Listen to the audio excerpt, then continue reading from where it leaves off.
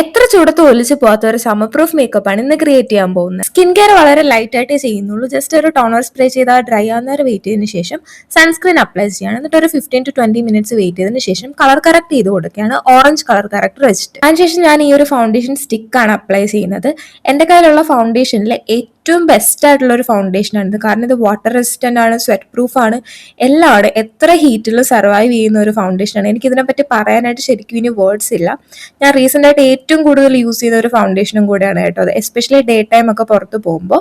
Same ബ്രാൻഡിന്റെ തന്നെ bronzer ആണ് ഇത്. ഞാൻ ബൈ വൺ ഗെറ്റ് വൺ സെയിലിൽ നിന്നാണ് വാങ്ങിയിട്ടുണ്ടായിരുന്നത്.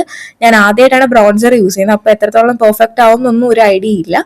പക്ഷെ ഞാൻ ബ്ലെൻഡ് ചെയ്ത് വന്നപ്പോഴത്തേക്കും അത് കറക്റ്റ് ആയിട്ട് എന്റെ സ്കിൻ ടോണിന് മാച്ചായി. നല്ലൊരു നാച്ചുറൽ ഫിനിഷ് ഉണ്ടായിരുന്നു. നല്ലൊരു സൺ കിസ്ഡ് ലുക്ക് ഒക്കെ കിട്ടുന്നുണ്ടായിരുന്നു. ഈ റീലിൽ ഞാൻ കാണിക്കുന്ന വേറെ ഒരു പ്രോഡക്റ്റ് നിങ്ങൾ വാങ്ങിയില്ലെങ്കിൽ പോലും ആ ഒരു ഫൗണ്ടേഷൻ സ്റ്റിക്ക് നിങ്ങൾ ഒരിക്കലും സ്കിപ്പ് ചെയ്യാൻ പാടില്ലാതെ മസ്റ്റ് ബൈ ആയിട്ട് വാങ്ങേണ്ട ഒരു സാധനമാണ്. നെക്സ്റ്റ് ബ്ലഷ് ആണ് ഞാൻ അപ്ലൈ ചെയ്യുന്നത്. ചീക്സിലും ചിന്നിലും ഒക്കെ അപ്ലൈ ചെയ്ത് കൊടുക്കുകയാണ്.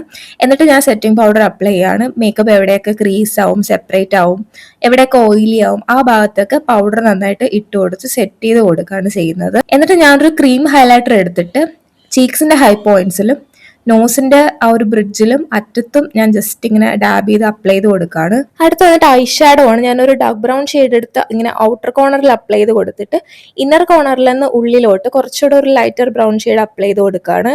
എന്നിട്ട് ഐബ്രോസ് ആണ്. ഞാൻ ഐബ്രോസ് ഒക്കെ ഫില്ല് ചെയ്യാൻ പഠിച്ചു വരുന്നതേ ഉള്ളൂ.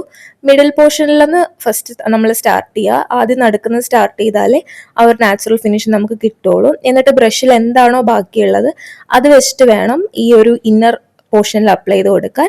എന്നിട്ട് അതിൻ്റെ കൂടെ തന്നെ ഉള്ള സ്പൂളി വെച്ചിട്ട് നന്നായിട്ട് ഇങ്ങനെ ബ്രഷ് ചെയ്ത് ഒതുക്കി വെച്ച് കൊടുക്കുകയാണ്.